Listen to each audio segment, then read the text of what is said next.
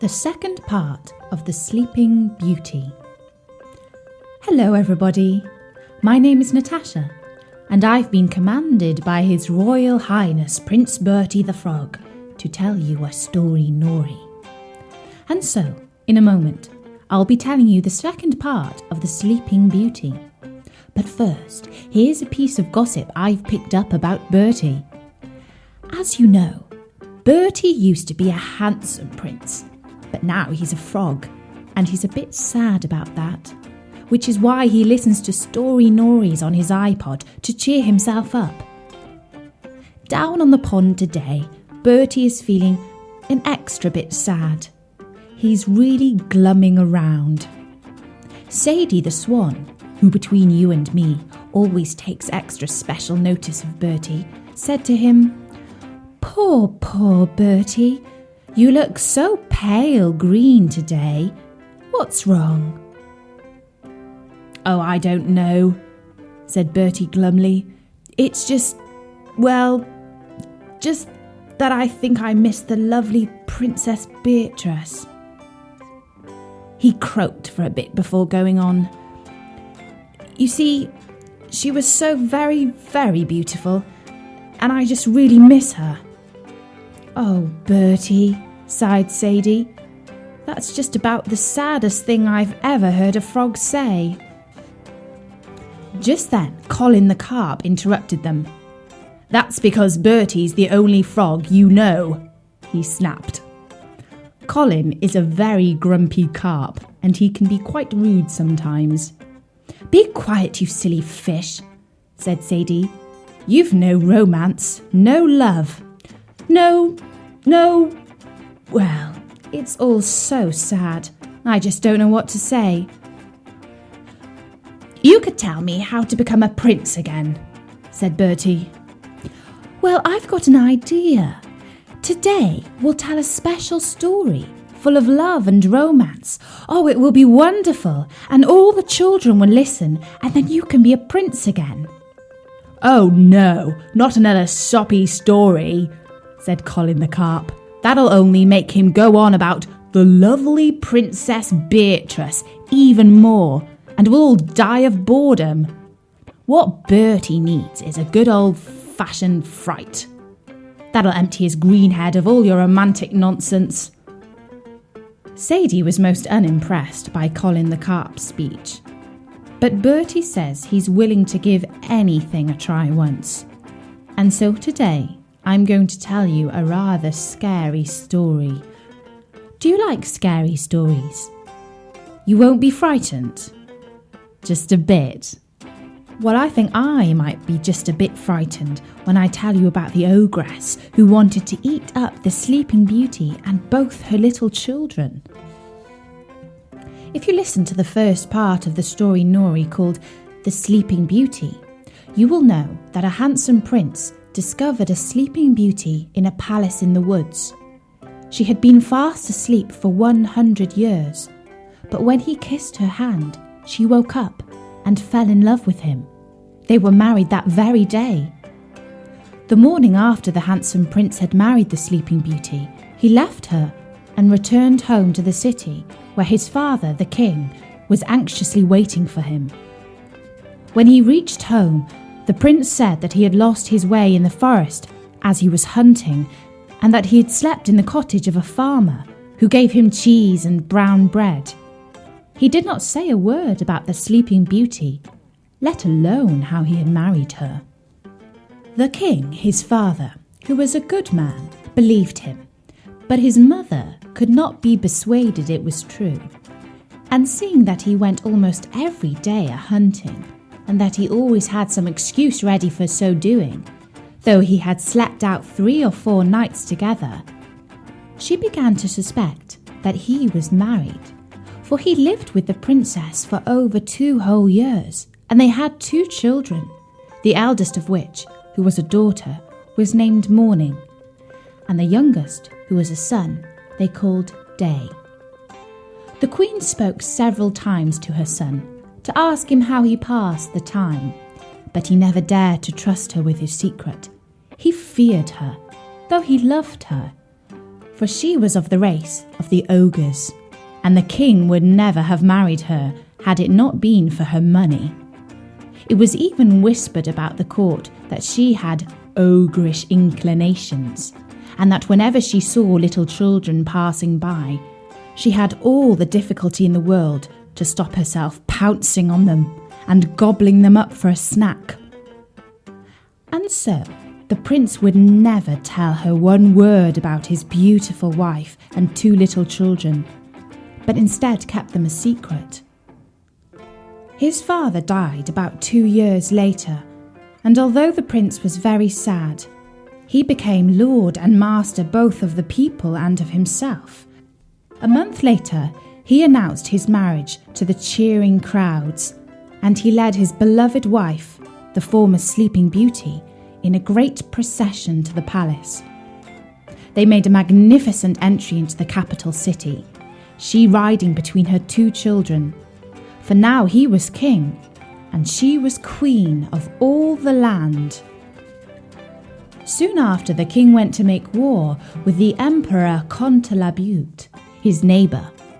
He left his wife, the Sleeping Beauty, and his 2 children, Prince Day and Princess Morning, in the care of his mother.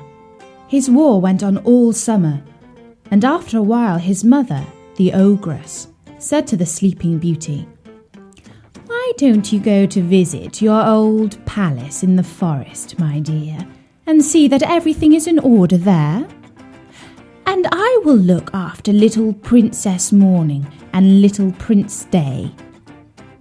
And so the Sleeping Beauty went to visit her old palace in the forest to see that everything was in order there, and she left little Princess Morning and little Prince Day in the care of the king's mother, for she did not know that she was an ogress who craved to eat little children for dinner.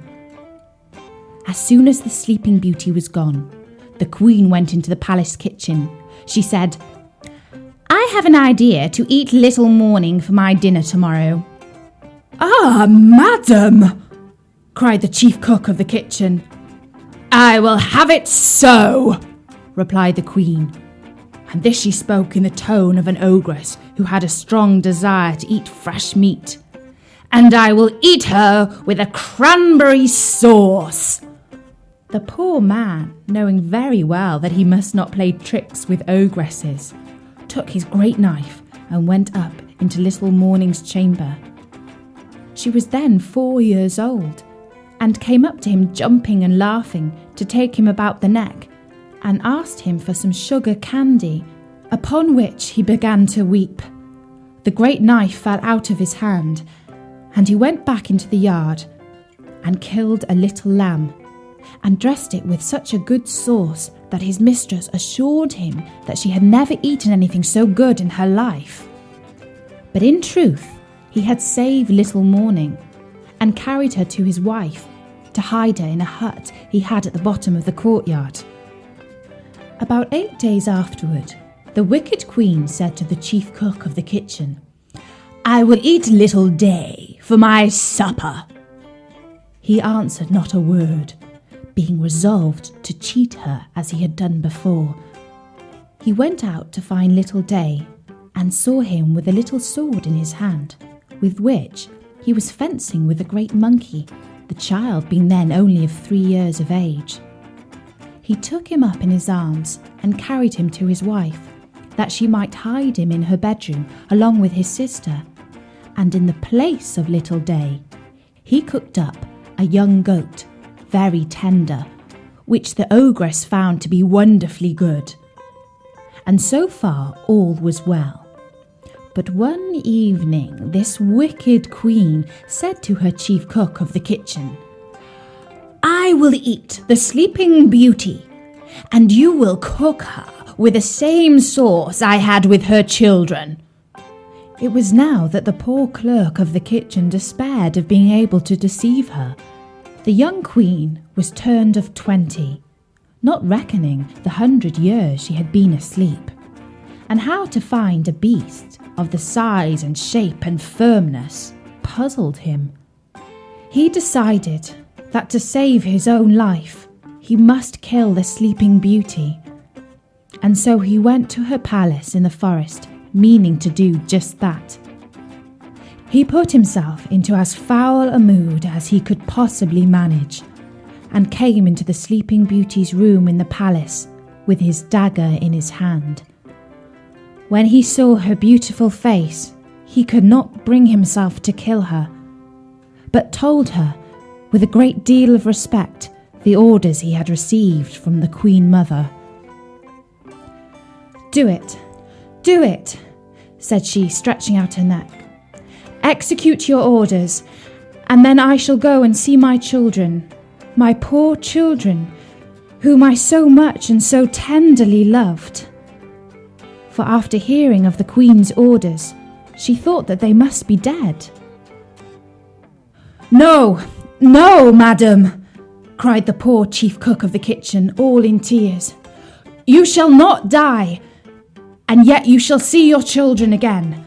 But then you must go home with me to my hut, where I have hidden them, and I shall deceive the Queen once more by giving her in your place a young deer for her dinner."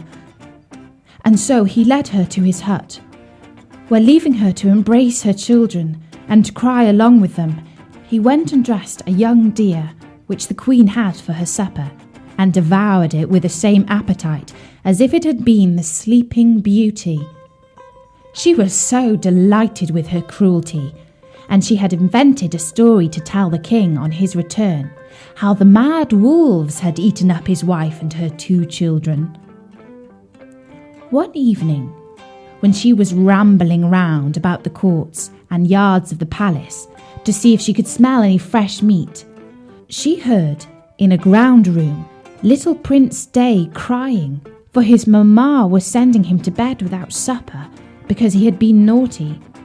And she heard at the same time little Morning begging pardon for her brother.